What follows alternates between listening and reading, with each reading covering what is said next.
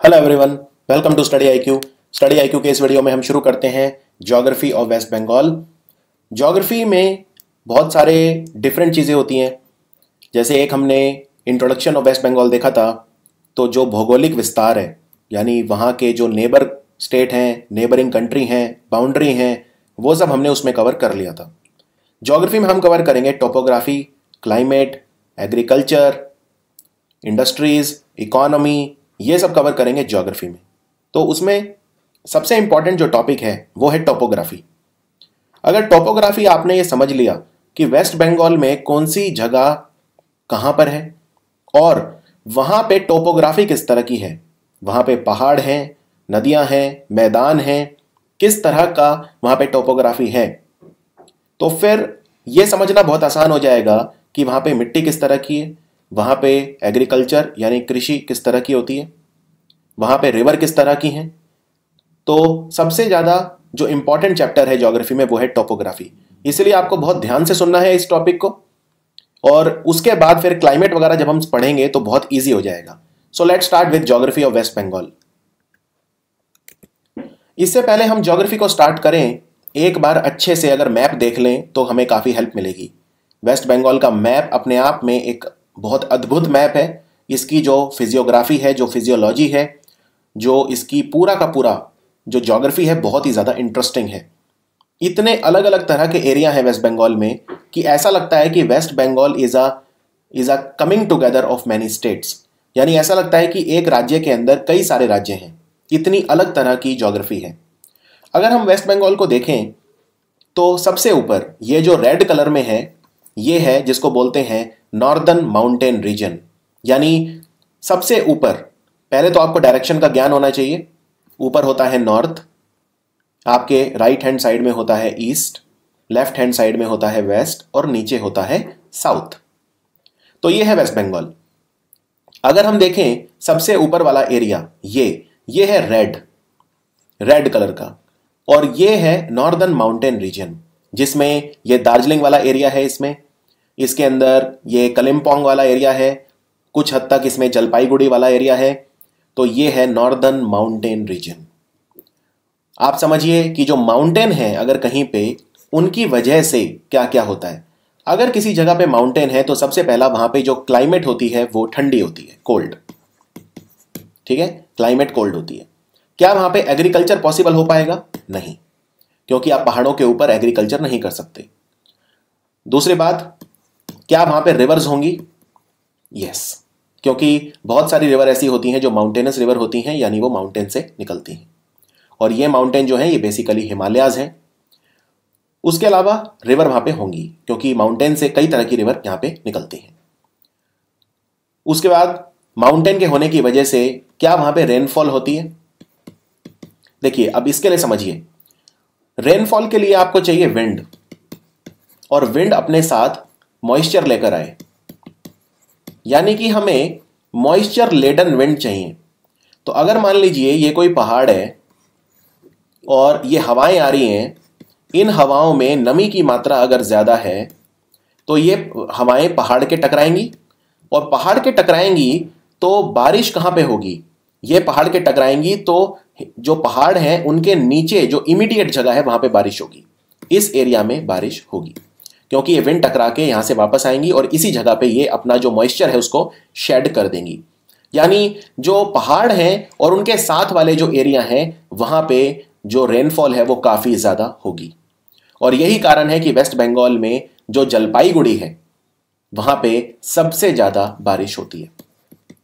सो जलपाईगुड़ी जो है यहाँ पे बहुत ज़्यादा बारिश होती है। दार्जिलिंग में भी काफ़ी बारिश होती है। और बेसिकली जो हिमालयाज हैं उनके जो फुट हिल्स हैं, यानी कि जो तराई एरिया है, वहाँ पे काफ़ी बारिश होती है। और पहाड़ों का जो नीचे वाला एरिया है वहाँ पे काफ़ी बारिश होती है। तो Darjeeling, Jalpaiguri, Alipurduar, Kalimpong, these are the areas जहाँ पे काफ़ी बारिश होती है।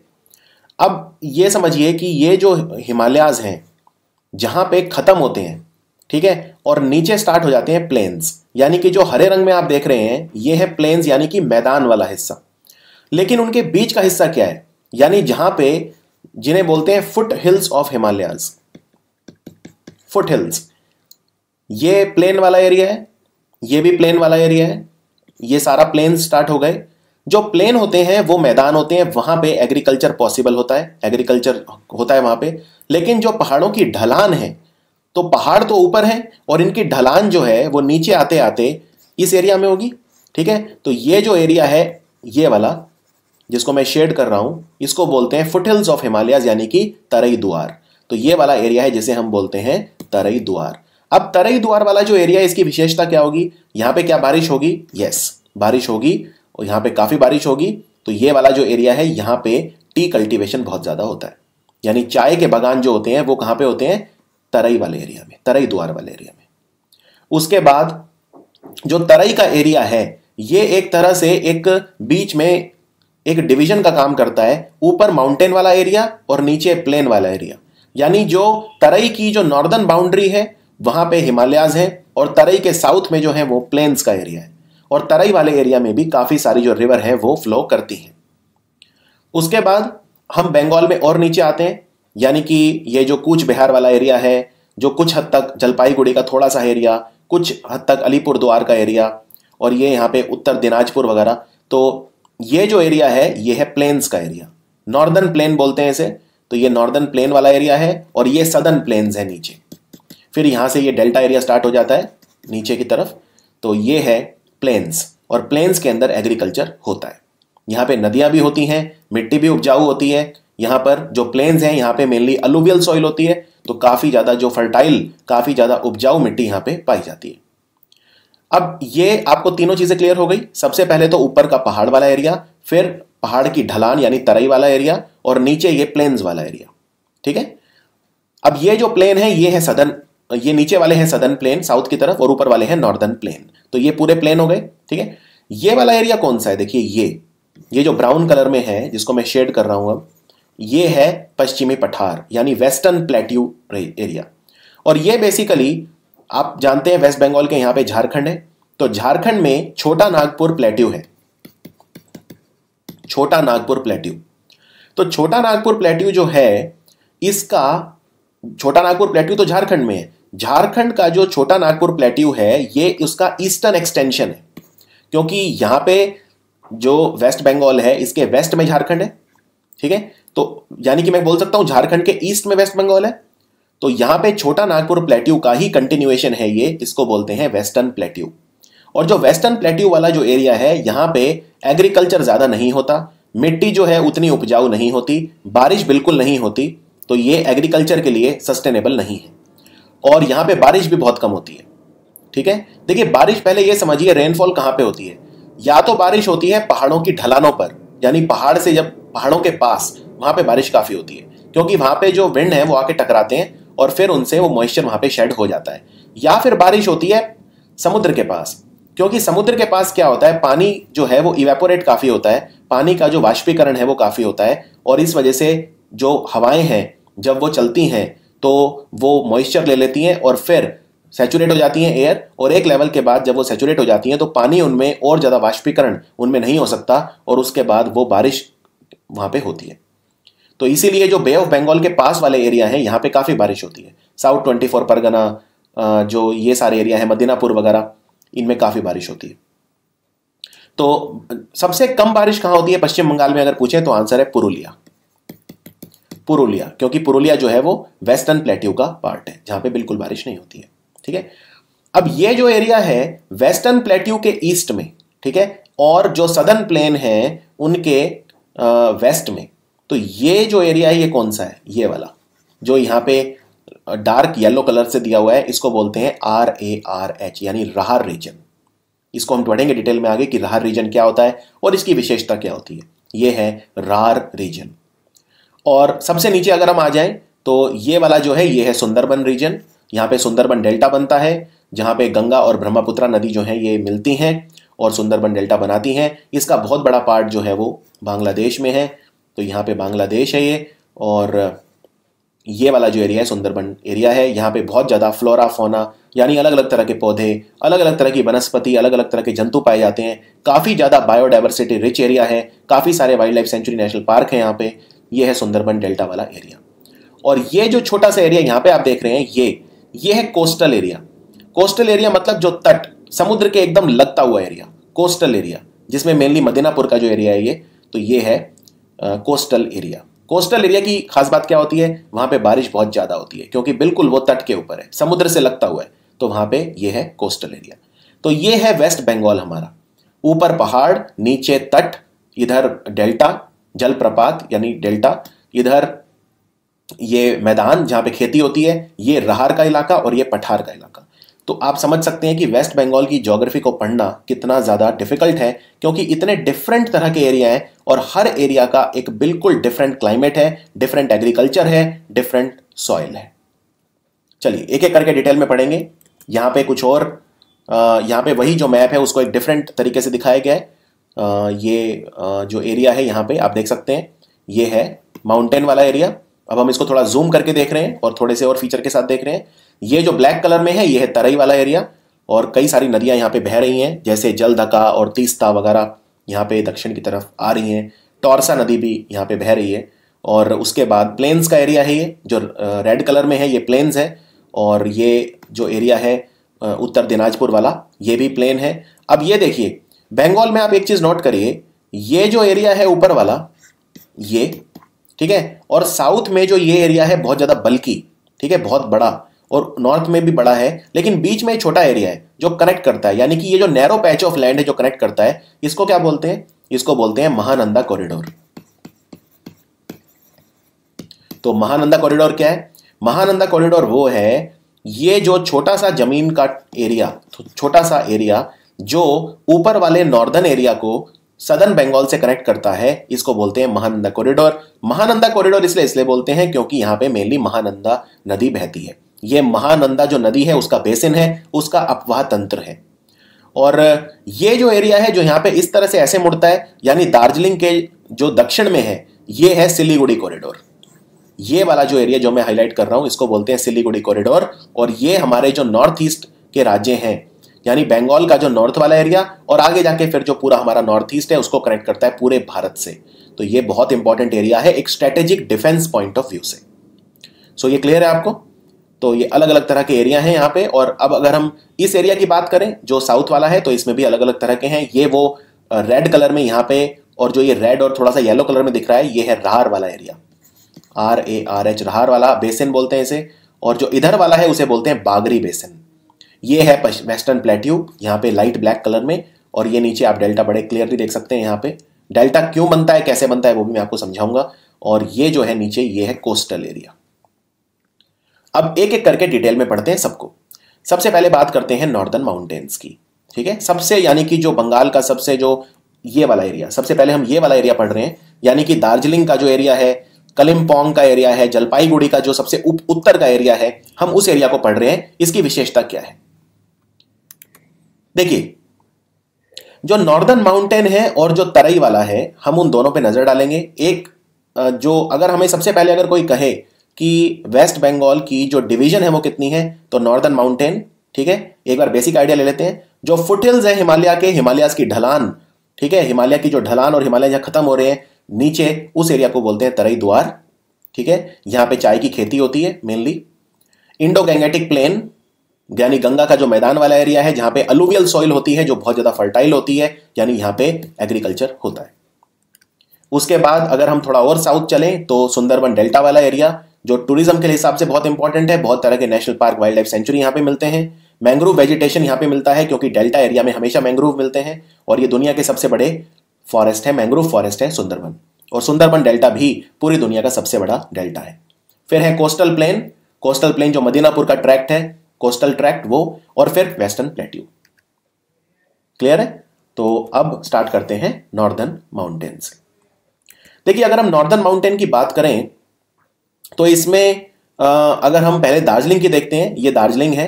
और अगर दार्जिलिंग और हम नेपाल का बॉर्डर देखें तो यहां पे ये सिंगई लीला रिज मिलेगा आपको। यहां पे सिंगई लीला नेशनल पार्क भी है, और यहां पे ये संदाकफू नाम का जगह भी है सिंगई लीला में। तो संदाकफू जो है ये वेस्टर्न, जो वेस्ट बंगाल है उसकी सबसे हाईएस्ट पीक है पूरे बंगाल की। तो अगर आप यहां पे नजर डालें, ये हम इस एरिया की बात कर रहे हैं जो बिल्कुल यहाँ, ये नेपाल है, ठीक है। तो ये बिल्कुल जो नेपाल से लगता है ये, यानी अगर क्वेश्चन आए कि नेपाल और इंडिया इनको आपस में सेपरेट कौन करता है? तो क्या आंसर हो गया? सिंगई लीला रिज। सिंगई लीला रिज ये सेपरेट करता है। और ये जो जूम करा हुआ है ये सिर्फ इतना एरिया करा हुआ है दार्जिलिंग का, और दार्जिलिंग का जो दक्षिण वाला एरिया है सिलीगुड़ी बेसिकली, तो ये सिलीगुड़ी कॉरिडोर हो गया यहाँ पे, ठीक है, और ये हो गया दार्जिलिंग। यानी कि संदाकफू जो है वो काफी इंपॉर्टेंट प्लेस है दार्जिलिंग में। सो नॉर्दर्न माउंटेन में दार्जिलिंग का जो हिमालयन हिल रीजन है, ठीक है, जो नॉर्थ वेस्ट में है। क्या ये नॉर्थ वेस्ट में है? देखिए नॉर्थ में तो है ही, क्योंकि बंगाल का सबसे ऊपर वाला एरिया है, और वेस्ट की तरफ है, तो ये दार्जिलिंग वाला जो एरिया है नॉर्दर्न माउंटेन, ये नॉर्थ वेस्ट साइड में है, और ये ईस्टर्न हिमालयाज का हिस्सा है। ईस्टर्न हिमालयाज क्यों है? देखिए अगर हम यहां पे देखें तो हिमालयाज जो है वो ऐसे जाते हैं, ये पूरे हिमालयाज है, ठीक है। अब ये जो है इस तरफ ये है वेस्टर्न हिमालय, और क्योंकि ये जो बंगाल है ये भारत के ईस्ट में है, तो ये हो गया ईस्टर्न हिमालय, ठीक है। तो हालांकि बंगाल के वेस्ट में है ये, अगर हम ये बंगाल देख रहे हैं, यहां नॉर्थ बंगाल देख रहे हैं, तो ये बंगाल के नॉर्थ वेस्ट में है, लेकिन हिमालयाज के ईस्ट में है। तो यानी कि जो दार्जिलिंग में हिमालय है वो कौन से हिमालय है? Eastern Himalaya. This is very important. तो पूरा का पूरा दार्जिलिंग जो है, अगर हम सिलीगुड़ी को छोड़ दें, क्योंकि सिलीगुड़ी वाला जो एरिया है वो तराई और प्लेन्स वाले एरिया में आ जाएगा, लेकिन जो दार्जिलिंग का जो नॉर्थ पार्ट है, ठीक है, पूरा का पूरा दार्जिलिंग सिवाय सिलीगुड़ी डिवीजन के, तो वो नॉर्दर्न माउंटेन का हिस्सा है।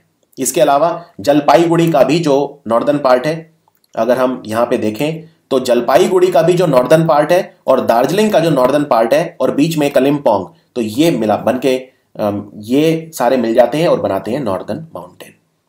तो नॉर्दर्न माउंटेन में क्या क्या आता है? दार्जिलिंग का नॉर्थ पार्ट, ठीक है, जलपाईगुड़ी का नॉर्थ पार्ट और कलिम्पोंग। Is it clear? ये रीजन बना किसका हुआ है?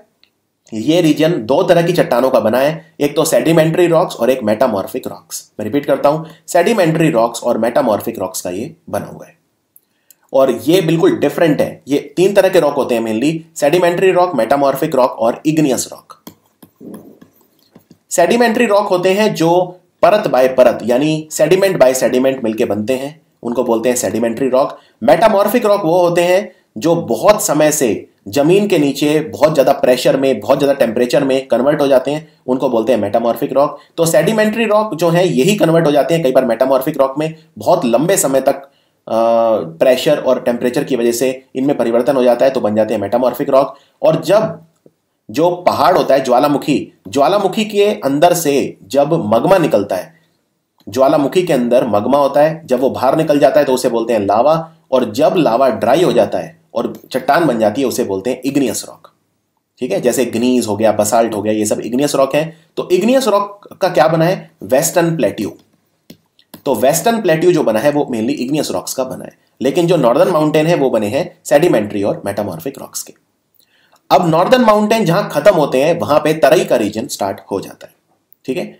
जो तीस्ता नदी है वो इस माउंटेन रीजन को, नॉर्दर्न माउंटेन रीजन को दो पार्ट में डिवाइड करती है। सिंगई लीला और दार्जिलिंग रेंज जो है वो नॉर्थ टू साउथ रन करते हैं वेस्टर्न पार्ट में। तो मैंने जैसा आपसे पूछा था कि वेस्ट बंगाल और नेपाल को अलग क्या करता है? सिंगई लीला रिज। इसको मैं एक बार डायग्राम में दिखा देता हूं। ये देखिए, ये जो नॉर्दर्न माउंटेन है, इनको ये जो तीस्ता नदी का गॉर्ज है ये दो पार्ट में डिवाइड कर देता है। जो इस तरफ वाला पार्ट है मेनली वो सिंगई लीला वाला पार्ट है, सिंगई लीला रिज वाला पार्ट है, और जो बचा हुआ एरिया है वो हम कह देते हैं कि वो दार्जिलिंग रेंज है। सिंगई लीला रेंज जो है वहां पे चार इंपॉर्टेंट पीक हैं। सिंगई लीला रेंज बिल्कुल बॉर्डर पे है दार्जिलिंग और नेपाल के, या इंडिया और नेपाल के, और चार इंपॉर्टेंट पीक हैं यहाँ पे, पहाड़ हैं, पहाड़ों की चोटी है: संदाकफू, फलूत, सबरग्राम और तोंगलू। मैं रिपीट करता हूं, संदाकफू, फलूत, सबरगाम या तोंगलू। संदाकफू को कई बार इस तरह भी लिखते हैं, संदाक FU, और फलूत को लिखते हैं PHALUT, इस तरह से भी फलूत लिखते हैं, यानी F को कई बार PH करके भी लिखा जाता है। सबरगाम और तोंगलू। सिंगई लीला नेशनल पार्क भी यहीं पर है, ये 7000 फीट की ऊंचाई पे है दार्जिलिंग डिस्ट्रिक्ट में, और यहां से बहुत खूबसूरत ट्रैकिंग होती है संदाकफू तक, जो वेस्ट बंगाल का हाईएस्ट पार्ट है, ठीक है। हाईएस्ट पीक है वेस्ट बंगाल की संदाकफू, और जो फलूत है ये सेकंड हाईएस्ट पीक है वेस्ट बंगाल की। ये क्लियर है? संदाकफू की जो हाइट है वो कितनी है?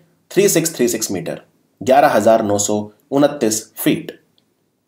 उसके अलावा यहां पे दो पीक्स और हैं, सबरगम और तोंगलू। सबरगम और तोंगलू। तो कई बार एक क्वेश्चन आ सकता है कि आपको 3 पीक के नाम दे देंगे 4 में से और पूछेंगे इनमें से कौन सी सिंगाई लीला रिज या सिंगाई लीला रेंज का पार्ट नहीं है। तो संदकफू, फलूत, सबरगम और तोंगलू ये सारे सिंगाई लीला में हैं। इसके अलावा जो शिवालिक हैं इनके कुछ हिस्से जलपाईगुड़ी में भी मिलते हैं, जहां पे इन्हें बक्सा जयंतिया हिल्स कहा जाता है। यानी कि अगर हम डायग्राम में देखें, ये डायग्राम है, तो ये वाली जो रेंज है ये सिंगाई लीला रेंज है, ये दार्जिलिंग रेंज है, और यहां पे ये है बक्सा जयंती हिल्स जो मेनली जलपाईगुड़ी में। बक्सा जयंती हिल्स, तो बक्सा जयंती हिल्स कहां पे है? जलपाईगुड़ी। यहां पे बक्सा टाइगर रिजर्व भी है और जलपाईगुड़ी में कई सारे टाइगर रिजर्व और कई सारे जो वाइल्ड लाइफ सेंचुरी भी हैं। अब इसमें ये एमसीक्यू के लिए आपके इंपॉर्टेंट हैं। अगर आपसे पूछें कि दार्जिलिंग करसियांग रेंज का हाईएस्ट पॉइंट क्या है, तो आंसर है टाइगर हिल्स। टाइगर हिल्स की ऊंचाई है 2590 मीटर। मैं रिपीट करता हूं, दार्जिलिंग करसियांग रेंज का हाईएस्ट पॉइंट है टाइगर हिल। कलिम्पोंग कई बार पूछते हैं कि कौन सी हिल्स के बीच में है, तो एक तो दियोलो और एक दुर्पिन। दियोलो और दुर्पिन हिल्स के बीच में है कलिम्पोंग। कलिम्पोंग का हाईएस्ट पॉइंट क्या है, तो आंसर है दियोलो। दियोलो की ऊंचाई है 1704 मीटर। जो चोला रेंज है उसकी हाईएस्ट पीक क्या है, तो आंसर है देवलो। यानी कि चोला रेंज का पहाड़ है देवलो। और आपको बता दूं ये सारे जो हैं अलग अलग छोटे छोटे पहाड़ों के श्रृंखलाएं हैं, पर्वतीय श्रृंखलाएं हैं, छोटे छोटे माउंटेन रेंजेस हैं। बक्सा जयंतिया रेंज का हाईएस्ट पीक क्या है, तो आंसर है बक्सा hills. It is the highest peak of बक्सा जयंतिया रेंज इन जलपाईगुड़ी। तो नॉर्दर्न माउंटेन आपको क्लियर है। अब हम जो मेनली पढ़ेंगे, हम फोकस करेंगे नॉर्दर्न माउंटेन के बाद हम पहले पढ़ेंगे वेस्टर्न प्लेट्यू। वेस्टर्न प्लेट्यू यानी कि ये वाला हिस्सा। अगर हम वेस्टर्न प्लेट्यू की बात करें कि वेस्टर्न प्लेट्यू है, तो यहां पे कौन कौन से डिस्ट्रिक्ट होंगे। ये जो डिस्ट्रिक्ट है ये सबसे इंपॉर्टेंट है, जिसको बोलते हैं पुरुलिया। ठीक है, यानी पुरुलिया।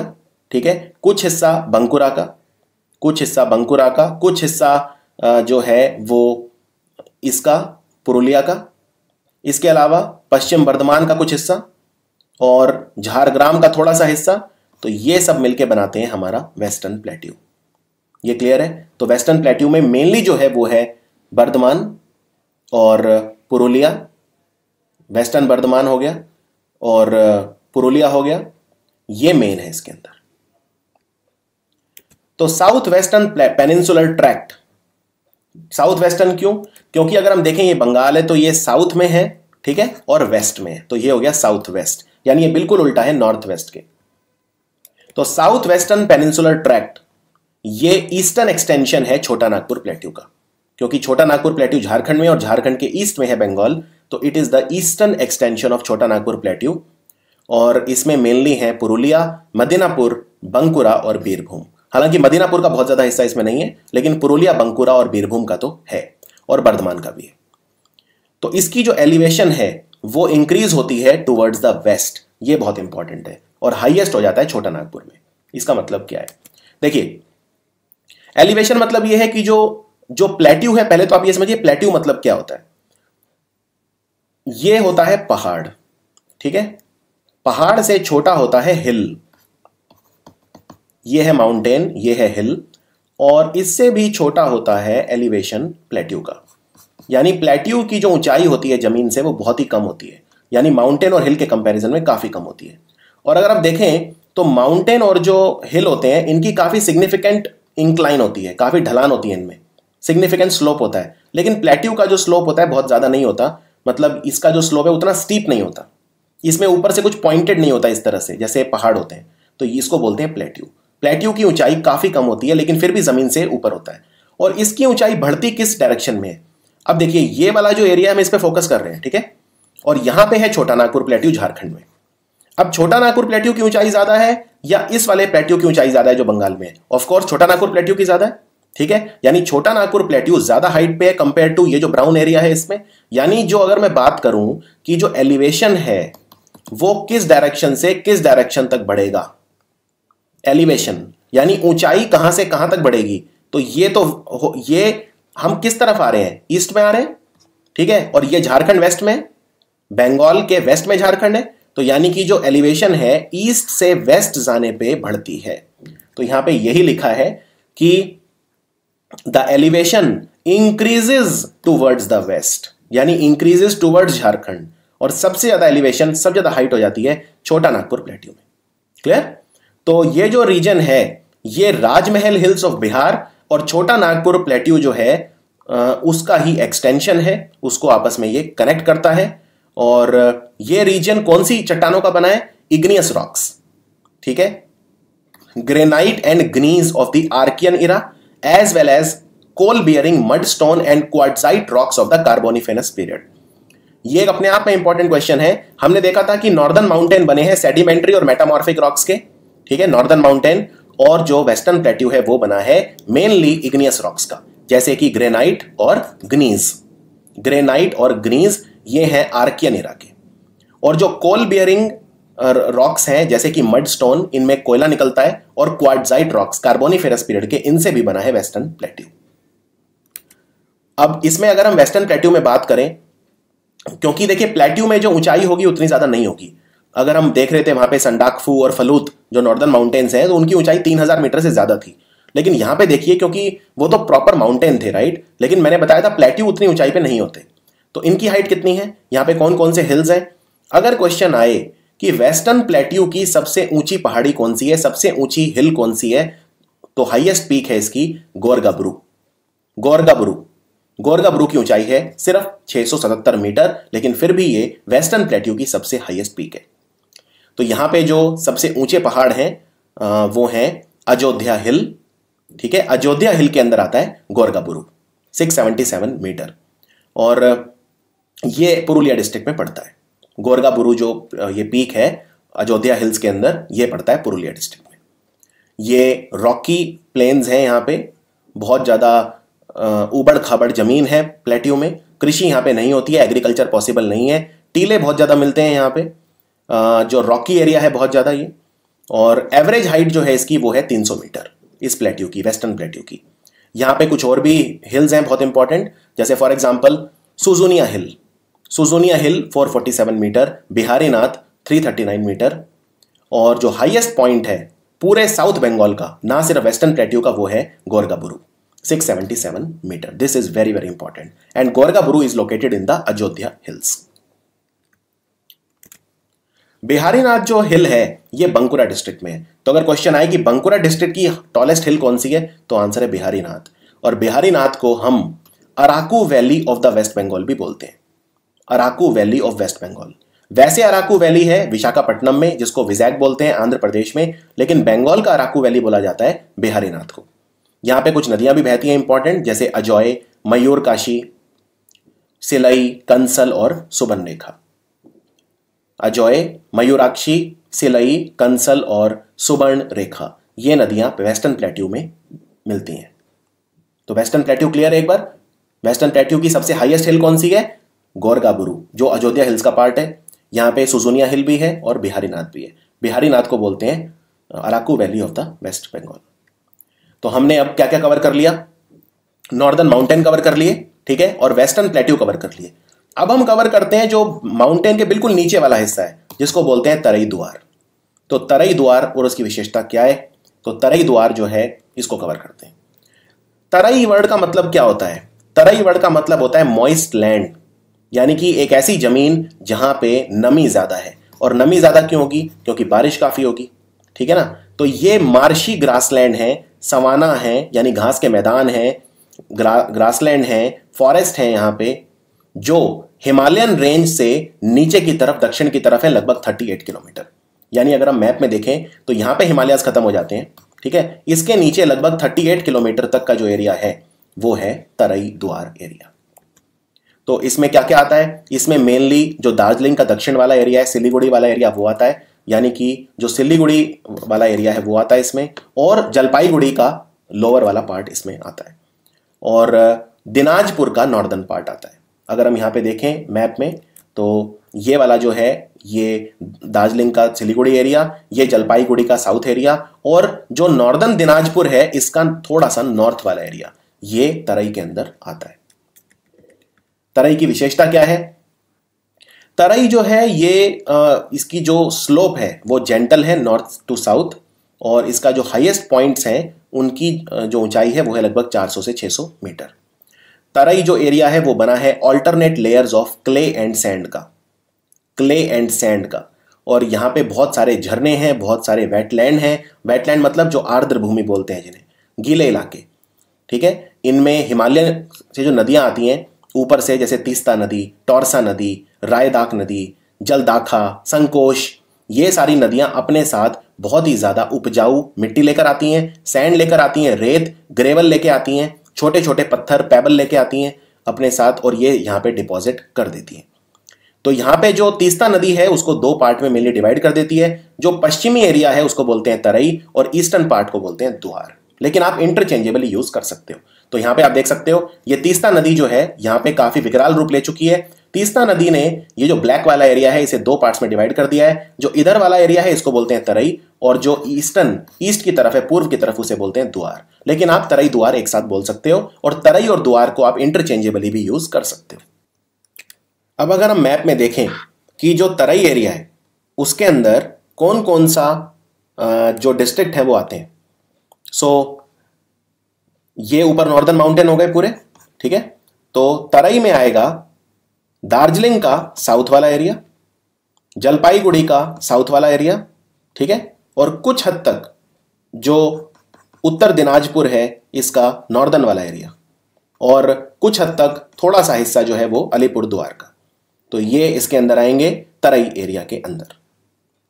यहां पे आप नदियां भी देख सकते हैं, कौन कौन सी नदियां यहां पे बहती हैं, इसमें बहुत ब्यूटीफुली दिखाया हुआ है। तो नॉर्दर्न जो माउंटेन है उसमें तो मेनली जो नदी है वो है तीस्ता, जो यहाँ पे आ रही है, लेकिन फिर तीस्ता काफी बड़ी हो जाती है यहाँ पे, और तीस्ता फिर दो पार्ट में डिवाइड कर देती है इसे। तो जो वेस्ट और ईस्ट, वेस्ट वाले को तराई बोलते हैं, ईस्ट वाले को द्वार बोलते हैं। और यहाँ पे और भी नदियां हैं, जैसे जलदाखा है, ये मेन जो ये नदी है ये जलदाखा का बेसिन है, तीस्ता नदी का बेसिन है यहाँ पे। इसके अलावा रायदाक, तोरसा, संकोश बेसिन है। ये तीन नदियां हैं, रायदाक, तोरसा और संकोश। तो ये इनका पूरा बेसिन है यहाँ पे। ये तोरसा नदी भूटान से आ रही है ऊपर, ये भूटान है ऊपर, ये जलपाईगुड़ी और अलीपुरद्वार के ऊपर जो कंट्री है ये भूटान है ऊपर यहाँ पे। तो यहाँ से नदियाँ निकल रही हैं ये। और जो तीस्ता नदी है ये इसके ऊपर, यानी दार्जिलिंग और कलिम्पोंग के ऊपर, ये सिक्किम है, तो सिक्किम से आ रही है ऊपर से तीस्ता नदी। तो ये आई होप अब आपको इसमें कोई प्रॉब्लम नहीं होगी। अब हम बात करते हैं दूसरे इलाके की। देखिए, अब हमने नॉर्दर्न हिल्स कर लिया, तराई कर लिया और प्लेट्यू कर लिया, ठीक है, तीन एरिया कर लिया हमने। अब हम बात करते हैं मैदान की। मैदान यानी अगर हम बात करें प्लेन्स की, तो ये ऊपर वाले हैं नॉर्दर्न प्लेन्स, ठीक है, और नीचे है सदर्न प्लेन। तो प्लेन वो इलाके हैं जहां पे एग्रीकल्चर होता है। यानी प्लेन्स की बाउंड्री क्या है, जो ये नॉर्दर्न प्लेन है इनके नॉर्थ में है तराई, और इनके नॉर्दर्न प्लेन के साउथ में है सदर्न प्लेन, राइट। तो इसमें जो नॉर्थ बंगाल प्लेन है ये स्टार्ट होते हैं साउथ ऑफ तराई से, तराई के दक्षिण से स्टार्ट हो जाते हैं और ये नीचे तक जाते हैं। जो सदर्न प्लेन है वहां पे कंटिन्यू होते हैं, ठीक है। जो प्लेन है यहाँ पे गंगा नदी और उनकी जो ट्रिब्यूटरी हैं, जैसे भागीरथी, हुगली रिवर सिस्टम है, या जो दूसरी गंगा के अंदर नदियां मिलती हैं, वो अलुवियम जो साथ में मिट्टी लाती हैं, जलोढ़ बोलते हैं इसे हिंदी में, जलोढ़। तो अलुवियम जो साथ लेकर आती है गंगा नदी और उसकी ब्रांचेस, ये यहाँ पे प्लेन्स में डिपॉजिट कर देती है, ठीक है। और अगर हम ऊपर वाली बात करें नॉर्थ दिनाजपुर की, तो ये है नॉर्थ दिनाजपुर का प्लेन वाला हिस्सा जो महानंदा कॉरिडोर है। तो मेनली जो नॉर्थ वाले प्लेन है उनका एक बहुत बड़ा हिस्सा है महानंदा कॉरिडोर। ये नॉर्थ से साउथ डायरेक्शन में जाता है और ये मालदा को ज्वाइन करता है जलपाईगुड़ी और कूच बिहार से। तो अगर पूछे महानंदा कॉरिडोर किसको कनेक्ट करता है, मालदा को कनेक्ट करता है जलपाईगुड़ी और कूच बिहार से। जो महानंदा रिवर है ये डिवाइड करती है डिस्ट्रिक्ट ऑफ मालदा को ईस्टर्न और वेस्टर्न पार्ट में। अब मैं इसको एक वैसे डायग्राम में दिखाता हूं। ये है महानंदा कॉरिडोर, ठीक है, और ये है मालदा। अब ये महानंदा नदी नीचे आएगी और मालदा को दो पार्ट में डिवाइड करेगी, एक ये वेस्ट और एक ये ईस्ट, ठीक है। तो ईस्ट वाला पार्ट जो है उसे बोलते हैं Barind. This is very very important, Barind या बरेंद्र भूमि, ठीक है। तो ईस्ट वाला जो पार्ट है जो गंगा प्लेन्स की तरफ आता है उसे बोलते हैं बरिंद या बरेंद्र भूमि, और ये बना होता है ओल्ड अलुवियम का, ओल्ड अलुवियम, ठीक है। हालांकि ये भी फर्टाइल होता है लेकिन ओल्ड अलुवियम का बना होता है। और जो वेस्टर्न पार्ट है इसका, जो वेस्टर्न पार्ट है वो बना होता है न्यू अलुवियम का, और यहां पे कालिंदी नदी महानदी से मिलती है। कालिंदी नदी और महानदी जहां मिलती हैं वहां पे न्यू अलुवियम होता है और वो मालदा के वेस्ट में होता है, टुवर्ड्स द राहर रीजन। तो इसमें मैप पे एक बार देख लेते हैं। ये महानंदा कॉरिडोर जो है ये किसको कनेक्ट करता है? ये कनेक्ट करता है कूच बिहार और जलपाईगुड़ी का जो लोअर वाला हिस्सा है उसको मालदा से। ठीक है, ये महानंदा कॉरिडोर कनेक्ट करता है मालदा से कूच बिहार और जलपाईगुड़ी के दक्षिण वाले एरिया को। और दूसरी चीज जो मैंने कही थी कि जो महानंदा नदी है ये मालदा को दो हिस्सों में डिवाइड कर देती है। ठीक है, एक ईस्टर्न मालदा और एक वेस्टर्न मालदा। तो वेस्टर्न मालदा जो है यहां पे होता है न्यू अलुवियम और जो ईस्टर्न मालदा है इसे बोलते हैं बरिंद या Barendra Bhumi. This is very very important. तो ये हमारा नॉर्दर्न प्लेन वाला था। अब हम आते हैं नीचे की तरफ थोड़ा सा। अब हमने नॉर्दर्न प्लेन देख लिए हैं। अब जो नीचे वाले हैं सदर्न प्लेन, इनको हमने नाम दिया इंडो गैंगेटिक प्लेन, क्योंकि मेनली यहां पे गंगा नदी है। गंगा नदी का जो मैदान है वो है। तो ये है हमारे जो यहां पे आप ग्रीन कलर में देख रहे हो और जो थोड़ा सा ऊपर ये वाला एरिया देख रहे हो, तो ये वाला जो पार्ट है ये है अपर गंगा प्लेन और नीचे वाले हैं लोअर गंगा प्लेन, लेकिन इनको हम मिला के गैंगेटिक प्लेन बोल सकते हैं, सदर्न प्लेन्स। अब बात करते हैं राहर की। तो राहर प्लेन जो है वो क्या है? राहर मैंने आपको बताया था ये वाला एरिया राहर है, यानी वेस्टर्न प्लेट्यू और जो प्लेन्स वाला एरिया है गंगा प्लेन्स वाला, बीच में जो एरिया है इसको बोलते हैं राहर। और ये रेड कलर में क्यों दिखाया है? क्योंकि यहां पे लाल रंग की मिट्टी होती है, रेड लेटराइट सॉइल। ये बहुत ही फेवरेट क्वेश्चन है एग्जामिनर का कि जो राहर एरिया होता है वो किसका बना है? वो बना है रेड लेटराइट सॉइल का। और राहर प्लेन किसके बीच में होता है? Western bank of the Bhagirathi Hooghly and it extends up to the western plateau margin. Rarh area को हम रंगामती भी बोलते हैं। ठीक है, राहर एरिया को क्या बोलते हैं? रंगामती। और ये वेस्टर्न प्लेट्यू और जो प्लेन्स हैं उनके बीच का एरिया है। इसमें कौन कौन से डिस्ट्रिक्ट आते हैं? मुर्शिदाबाद, बीरभूम, बंकुरा, पूर्व बर्धमान, पश्चिम बर्धमान, पूर्व मदीनापुर और पश्चिम मदीनापुर। इनके कुछ कुछ हिस्से हर डिस्ट्रिक्ट के मिला के इस रीजन को बनाते हैं। क्या यहां पे ऊंचाई बहुत ज्यादा है? यहां पे क्या ऊंचाई बहुत ज्यादा होगी राहर वाले एरिया में? नहीं होगी, क्योंकि ये प्लेन्स के साथ है।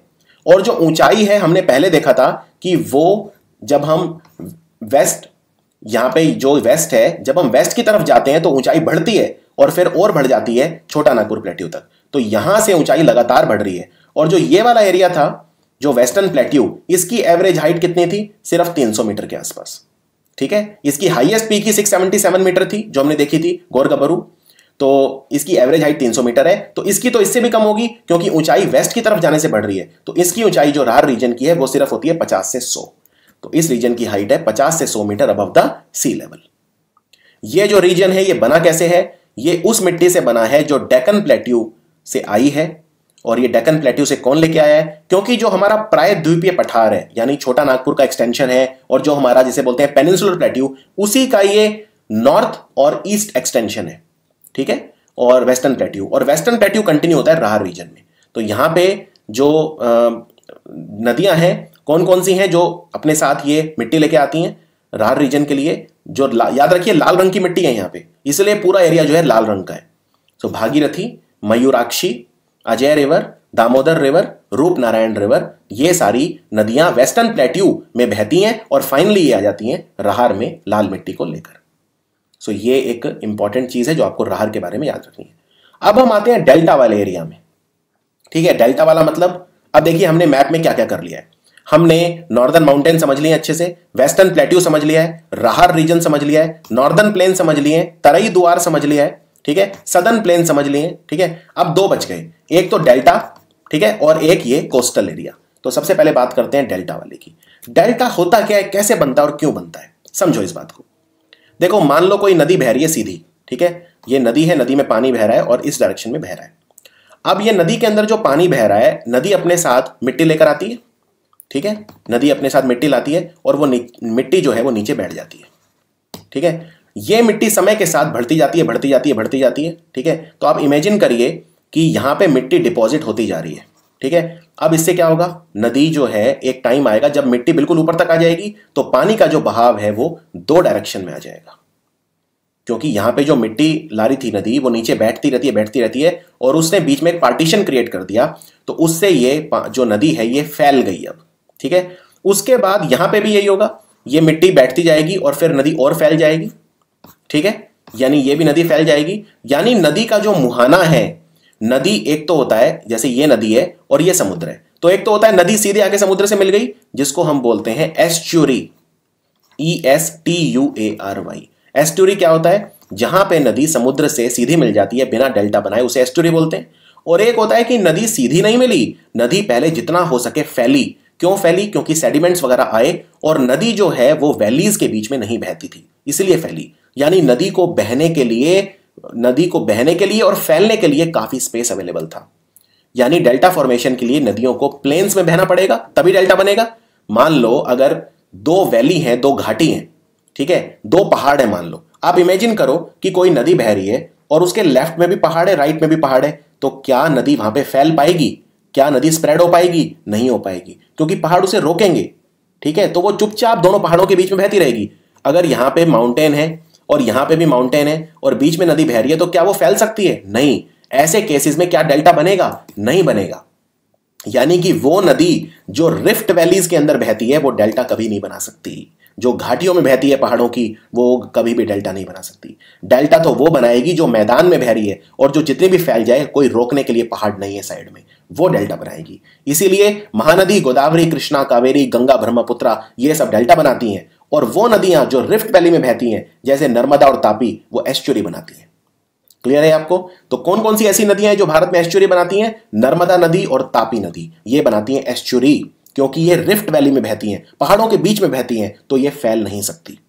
और जो हमारी नदियां जो भारत में जो ईस्टर्न फ्लोइंग रिवर हैं, जो बंगाल की खाड़ी में गिरती हैं, जो बे ऑफ बंगाल में एंड होती हैं, वो सारी डेल्टा बनाती हैं, क्योंकि वो प्लेन्स में बहती हैं, जैसे गंगा, ब्रह्मपुत्रा, महानदी, गोदावरी, कृष्णा, कावेरी। और जहां भी डेल्टा बनता है वहां पे नदी जो है वो बहुत फैल जाती है, बहुत ज्यादा। अब यहां पे आप देखो, ये डेल्टा की फोटो है, ठीक है, ये ऊपर से गंगा आ रही। अब ये गंगा कितनी फैल चुकी है, गंगा ने कितनी सारी छोटी छोटी नदियां बना दी हैं फैल के। ये क्यों बना दी हैं? क्योंकि जो सेडिमेंट्स वगैरह थे उनकी वजह से नदी फैल रही है। और जब ये मिल रही है तो बहुत बड़े एरिया में मिल रही है। लेकिन अगर एस्चुरी समुद्र से मिलती है तो एक बहुत छोटे एरिया में मिलती है।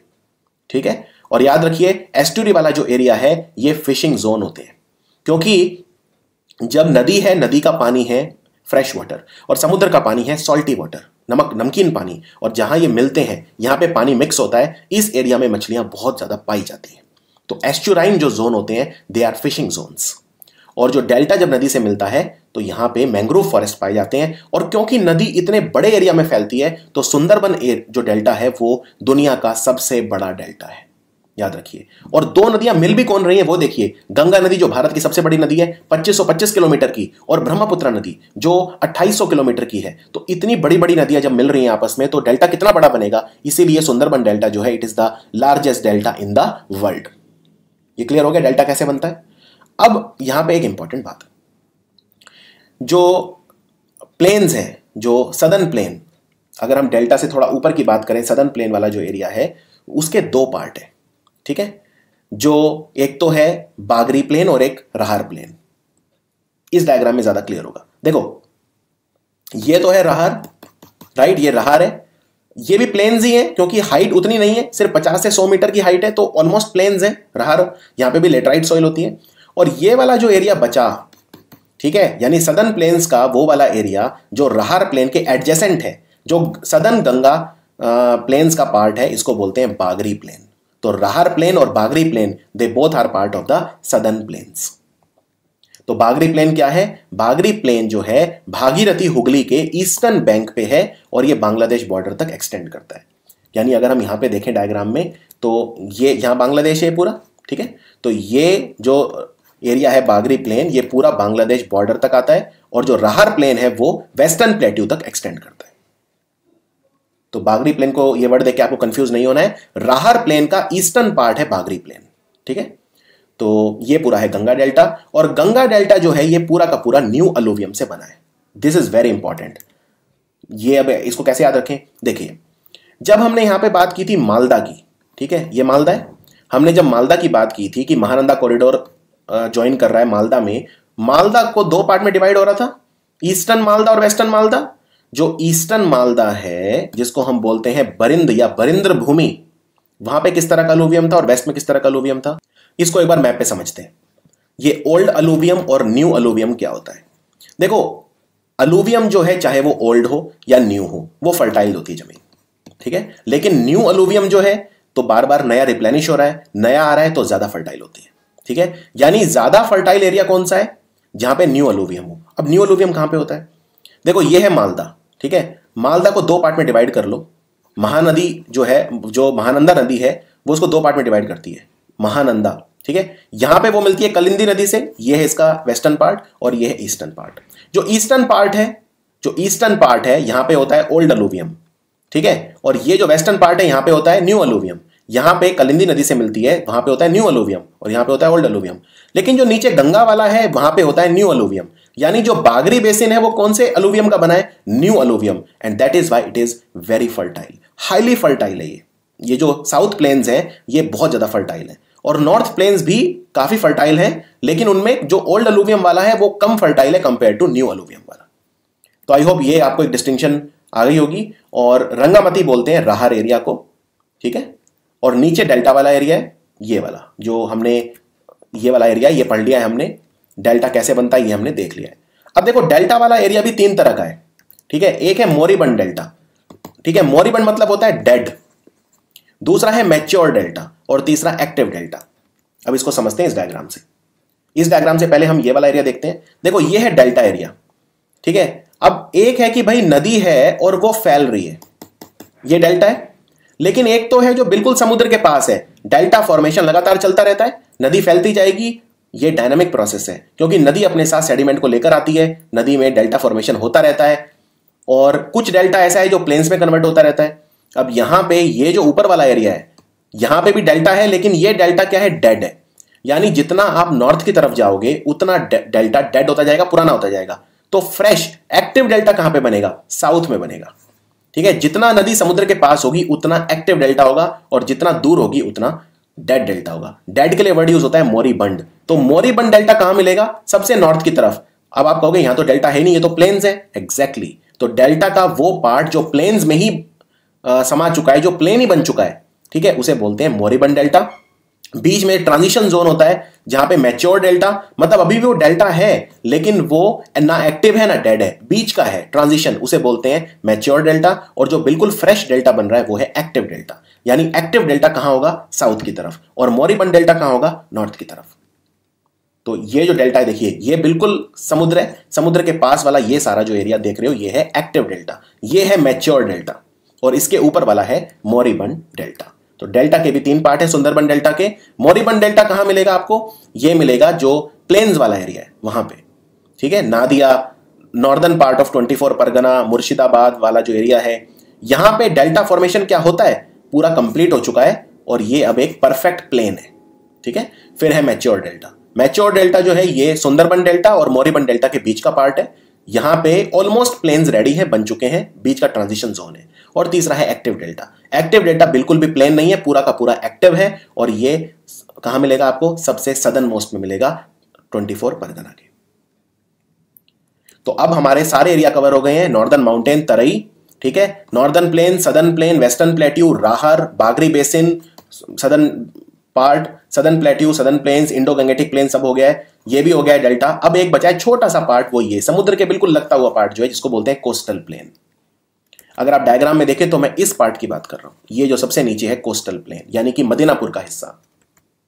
तो कोस्टल प्लेन कुछ नहीं है, बस ये एक एक्सट्रीम साउथ में है बंगाल के। 15 किलोमीटर का ये वाइड कोस्टल स्ट्रिप है।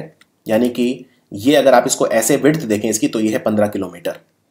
और ये पूर्व मदीनापुर डिस्ट्रिक्ट का पार्ट है पूरा का पूरा। बंगाल की खाड़ी के बिल्कुल पास है। बारिश यहाँ पे काफी होती है, टूरिज्म बहुत है क्योंकि बीचेस होते हैं यहाँ पे। आप डेल्टा एरिया में थोड़ी जाओगे, बीच तो होती नहीं है वहाँ पे डेल्टा एरिया में, वो तो डेंजरस होता है डेल्टा एरिया तो। लेकिन ये यहाँ पे बहुत खूबसूरत बीचेस होते हैं, टूरिज्म बहुत अच्छा है यहाँ पे। जैसे एक बहुत फेमस बीच है दीघा बीच, तो दीघा बीच भी यहाँ पे है। सी रिजॉर्ट्स हैं यहाँ पे, टूरिज्म बहुत ज़्यादा है कोस्टल प्लेन्स में। और यहाँ पे भी जो सैंड वगैरह है वो काफ़ी डिपॉजिट होता है। नदियाँ वगैरह यहाँ भी हैं, हवाएं बहुत चलती हैं, समुद्र के पास है, विंड्स बहुत तेज चलती हैं। तो ये वाला हिस्सा है कोस्टल प्लेन, मेनली पूर्व मदीनापुर का।